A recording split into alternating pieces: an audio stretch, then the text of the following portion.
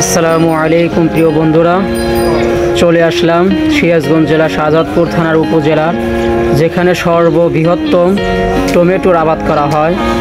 দেখতে পাচ্ছেন যে আমার সামনে যে গাছগুলো দেখতে পাচ্ছেন, এই সমস্ত গাছগুলোই কিন্তু সব টমেটো গাছ। দেখতে পাচ্ছেন যে এখন ফুল আসছে, ধীরে ধীরে টমেটোগুলো আসতেছে। দেখতে পাচ্ছেন, এই দেখেন, ভালো করে দেখেন, প্রত্যেকটা গাছের সাথে কিন্তু একটা দুইটা করে কিন্তু খুঁটি লাগানো আছে।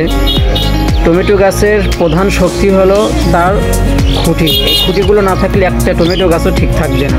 দেখতে পাচ্ছেন যে টমেটো গাছের দুই পাশ দিয়ে কিন্তু আবার রশি টানানো আছে, চিকন চিকন রশি দিয়ে একদম সোজা স্ট্রেট বাই স্ট্রেট লাগানো আছে। দেখতে পাচ্ছেন এত সুন্দর করে তারা লাগাইছে। এখানে আসার পর জানতে পারলাম কিছু কৃষক ভাইয়ের সাথে কথা বলে, যে গত বছর যারা এখানে আবাদ করেছিল তারা অনেক টাকা লভ্যাংশ নিয়ে বাড়িতে যেতে পারছে। এই কারণে এখানে কিন্তু এবছর আরও সর্ববৃহত্তমভাবে অনেক কৃষক ভাইরা যারা সরিষার আবাদ করতো তারা কিন্তু এবছর সবাই টমেটোর আবাদ করতেছে। এবছর দেখতে পাচ্ছেন চারিদিকে শুধু টমেটোর আবাদ আর টমেটোর আবাদ। এখান থেকে সারা বাংলাদেশের উত্তরবঙ্গে টমেটো সেল করা হয়।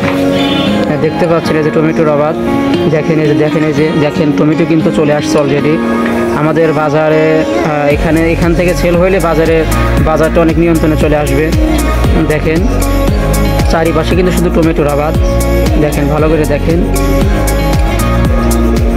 দেখতে পাচ্ছেন যে শুধু টমেটোর আবাদটাই বেশি এখানে আছে। ওই সাইড দিয়ে যে ঘাস দেখতে পাচ্ছেন সামনে, এই ঘাসের ওই সাইড দিয়ে আপনার বেগুনের আবাদ করা হয়, আর এই সাইড দিয়ে টমেটোর আবাদে বেশি করা হয়। দেখতে পাচ্ছেন, দেখেন হালকা কিছু যেখানে আলু আবাদ করতেছে, যে কপি টপি লাগানো আছে ভিতর দিয়ে। দেখেন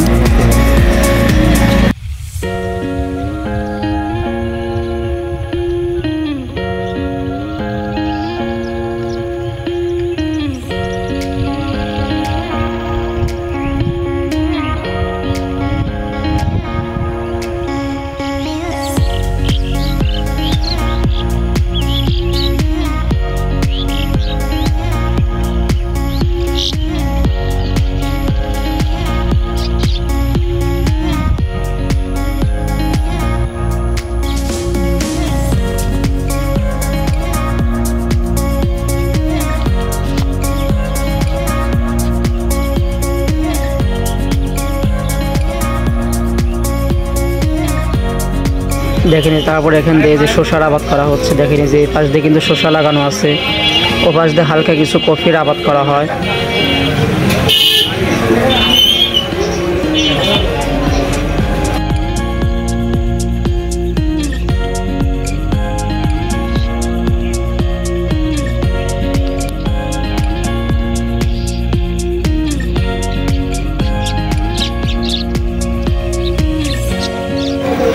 দেখতে পাচ্ছেন যে এখান দিয়ে কিন্তু ক্ষীরের আবাদ করা হয় হালকা কিছু। এই যে দেখেন যে এখানে যে জুম করছিলাম ওটা কিন্তু কফি ক্ষেত। যে এখানে গাজর লাগানো আছে, ওই যে জুম করে দেখাচ্ছি। দেখেন যে পাশ দিয়ে যে সবাই কিন্তু যার যার কাজ নিয়ে ব্যস্ত।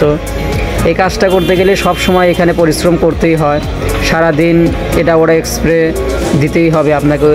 স্প্রে না করলে আপনার কোনো ফসল টিকবে না। এটা কৃষকদের সাথে কথা বলতে জানতে পারলাম যে 2 দিন 3 দিন পর পরই স্প্রে করতে হয়, বিষ দিতে হয়। তাদের ভালো ফলন আনতে গেলে ভালো ভালো ভিটামিন দিতে হয়। দেখেন এই যে টমেটো গাছ, এরপরে যে এখান দিয়ে দেখেন এই যে কফি লাগানো আছে। দেখেন এই যে পাশ দিয়ে কিন্তু আপনার ক্ষীরের আবাদ করা হয়, হালকা কিছু ক্ষীরা বুনছে কেউ, দেখতে পাচ্ছে।